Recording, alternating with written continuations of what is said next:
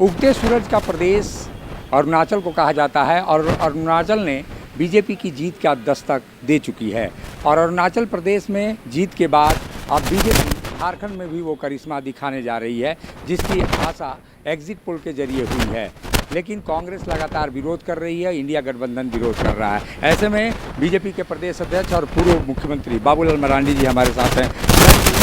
जो अरुणाचल का जो संकेत है, क्या वाकई में देश का संकेत बने?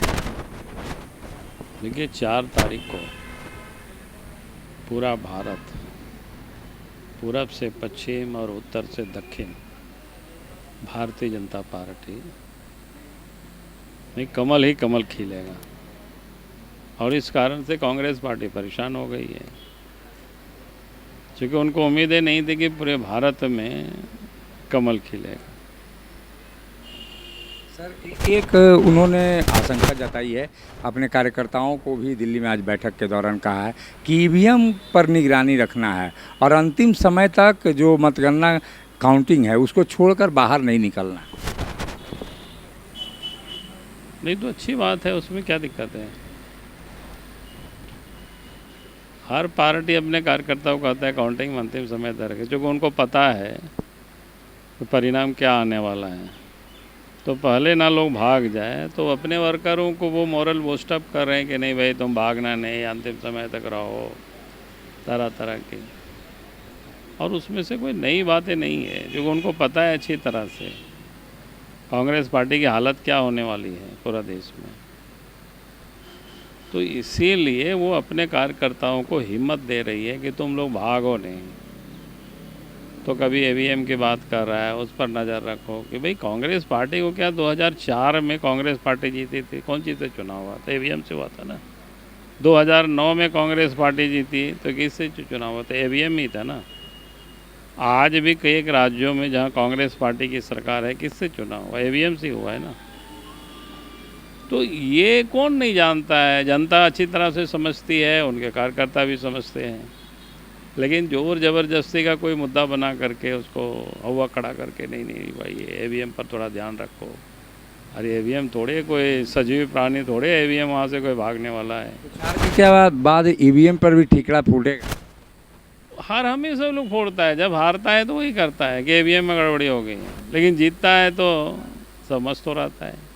हर भले जीते हुए है ना। जो एग्जिट पोल है, एग्जिट पोल में देश में अच्छे नतीजे हैं, लेकिन झारखंड में जो सीटें हैं वो एग्जिट पोल में कम दिखाया जा रहा है। बीजेपी के अच्छे नतीजा एक एग्जिट पोल में हमने देखा है, कम दिखाया है। तो एग्जिट पोल ही होता है ना, एग्जैक्ट तो वो नहीं होता है। सर, अब तो चुनाव हो गए हैं, लेकिन अब 14 सीटों के बजाय कितनी सीटों पर उम्मीदें हैं आप लोगों? अभी हमारा पूरी उम्मीद है, मैंने तो पहले ही कहा कि 14 लोकसभा सीट है और 1 विधानसभा का उपचुनाव हम जीतेंगे। कल्पना सोरेन तो कह रही हैं सर कि अब वहाँ सत्ता का संघर्ष होगा। आपके नेता ही बता रहे थे, लक्ष्मीकांत वाजपेयी जी। तो ऐसे में तो लग रहा है कि कल्पना सोरेन जीत रही है। हमने कहा रहे हैं कल तक तो जीतना चाहिए उनको, क्या दिक्कत है?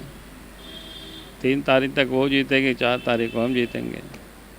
सर, एक बड़ा जो सस्पेंस है खूंटी सीट को लेकर, खूंटी हॉट सीट में कहा जा रहा है और खूंटी ऐसी सीट है जहां केंद्रीय मंत्री अर्जुन मुंडा लड़ रहे थे।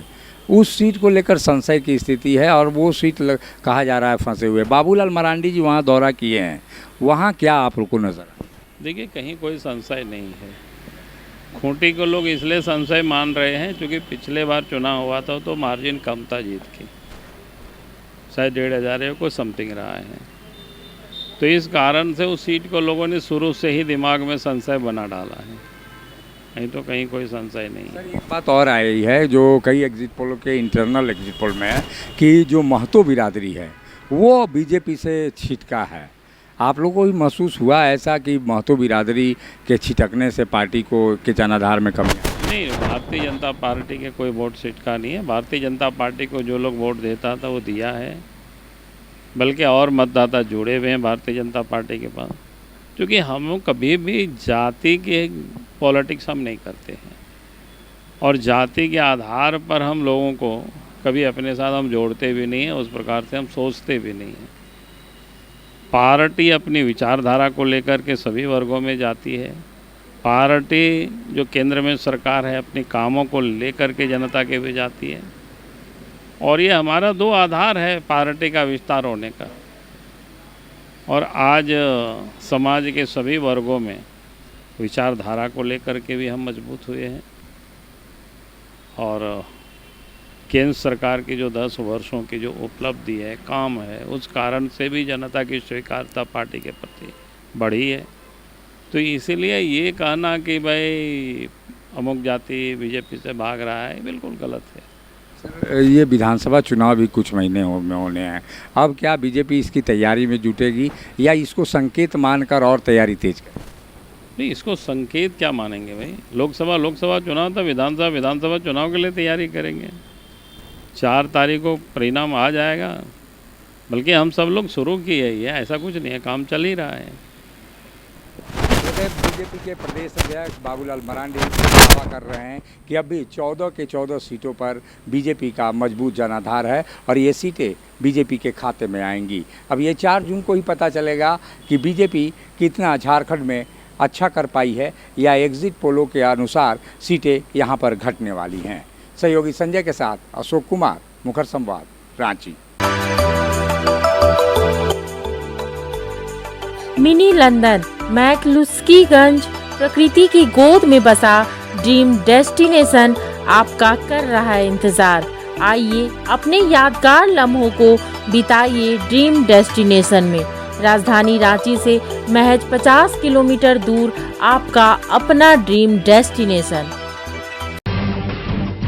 जब टूटती है आस, जब थकती है सांस, जब रूठते हैं अपने, मुंह मोड़ता है जमाना, जब अंगड़ाई लेता है संकल्प, फिर बनती है कहानी, बनते हैं अनमिट निशान। देखिए मेरे साथ संघर्ष की दास्तां।